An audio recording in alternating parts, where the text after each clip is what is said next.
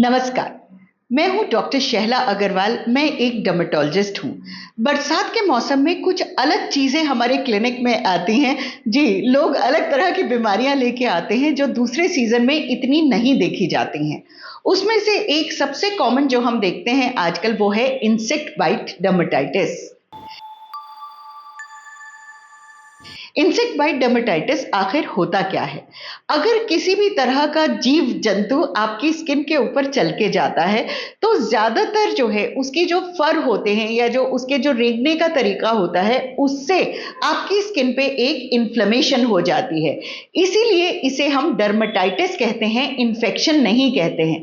देखिए, insect bite एक अलग चीज होती है। आपको स्टिंग लगी, आपको बी ने काटा या वास्प ने काटा, वो इंसेक्ट बाइट है। लेकिन एक इंसेक्ट डर्मेटाइटिस होता है जो सिर्फ इंसेक्ट के कांटेक्ट में आने से हो जाता है। बरसात में आपको ये चीजें देखने को ज्यादा क्यों मिलती हैं?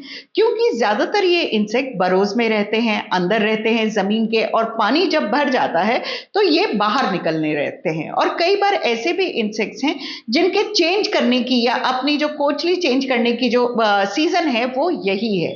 तो करना क्या है अगर आपको ऐसा कुछ नजर आता है? पहली चीज, आपको नजर क्या आएगा? आपको नजर आएगा इरेगुलर सी रैश। माने वो ना गोल होगी ना उसके अंदर पस होगा, वो एक इरेगुलर सा, जैसे कोई चल के गया है, वहां पर रेडनेस होती है। अगर उस रेडनेस पे आपने ध्यान नहीं दिया तो उस पे फिर आपको व्हाइटिश पस जैसे लीजन्स नजर आने लगते हैं।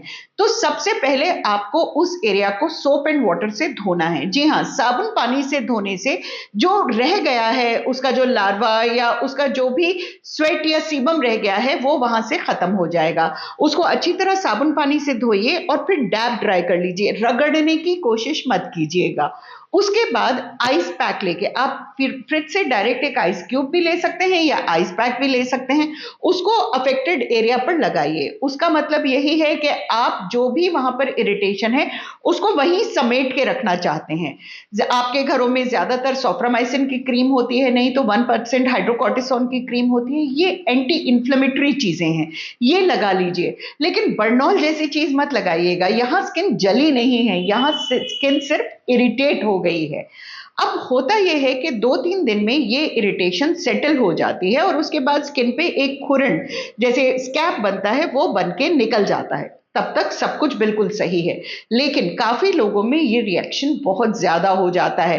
अगर आपको लगता है कि 24 घंटे में आपके सब कुछ करने के बावजूद भी इन्फ्लेमेशन और इन्फेक्शन बढ़ता चला जा रहा है तो डॉक्टर के पास जरूर जाइएगा। इन्फेक्शन इन्फ्लेमेशन चाहे अपने आप ठीक हो जाए, लेकिन उसका जो निशान रह जाता है उसको ठीक करना फिर हम लोगों के लिए एक बहुत बड़ी दिक्कत हो जाती है। तो ये हो गया आपको कैसे डील करना है। अब कैसे बचना है? बरसात में कोशिश कीजिए कि कोई भी कपड़े, जैसे हम लोग क्या करते हैं, नहा के तौलिया भी दरवाजे के पीछे उसमें हैंगर से लटका दिया या कपड़े भी लटका दिए और फिर वापस आके उसे ही पहन लिया, ये सब ना करें। कोशिश करें कि कोई भी चीज जो लटकी हुई है अगर उसे पहनना है तो उसे झाड़ के पहने, क्योंकि जो भी जो इंसेक्ट है वो भी आपको काटने के लिए नहीं निकला है, वो भी छुप रहा है। लेकिन अगर वो आपकी स्किन के कांटेक्ट में आएगा तो कहीं ना कहीं इरिटेशन जरूर करेगा। उसके अलावा चादरों को रात को झाड़ के सोइए, ये आम बातें हैं लेकिन दिमाग में कई बार नहीं आती हैं। मैं जिस एरिया में रहती हूं वहां पर चारों तरफ बहुत सारे हॉस्टल्स हैं और बच्चे रहते हैं, और बच्चे आपको पता है पढ़ने में इतने मशगूल हो जाते हैं कि वो ये सब बातों का ध्यान नहीं रखते। तो मेरे पास बहुत सारे जो सेंटीपीड्स होते हैं जिसके मल्टीपल लेग्स होते हैं, उनकी इरिटेशन बहुत ज्यादा आती है। और अगर आपको कुछ नजर आ गया अपनी स्किन पे तो उसको वहां क्रश मत करें, उसको फ्लिक करें। फ्लिक करने से क्या होता है कि उसका स्टिंग वहां नहीं रहता है और वो हट जाता है। उस फ्लिक करने के बाद उसको कोल्ड कंप्रेस करें और वहां पर फिर एक हाइड्रोकॉर्टिसोन या सोफ्रामाइसिन जैसा जैसा ऑइंटमेंट लगा लें।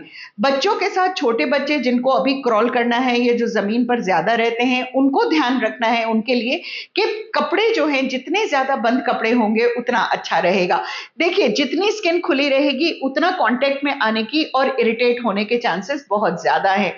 अगर आपको या बच्चे को खुजली बहुत ज्यादा होने लगी है, इसका मतलब है कि वो जो इंसेक्ट था वो एलर्जी कर रहा है। तो एंटी एलर्जिक खाने में या बच्चे को पिलाने में दिमाग मत लगाइए।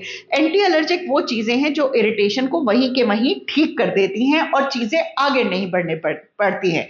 तो देखिए, इंसेक्ट बाइट अगर हो गई है तो उसको ठीक करने का तरीका कीजिए, और उससे बचने के लिए अपने रोजमर्रा के जो आपके रहने की जगह है उसकी साफ सफाई पर ज्यादा ध्यान दीजिए। और यही रहेगा, धीरे धीरे मॉनसून चला जाएगा, सब अपने अपने घर चले जाएंगे, कम से कम आपकी स्किन पे कोई परमानेंट निशान तो नहीं रहेगा। Enjoy the monsoon, be happy and be healthy.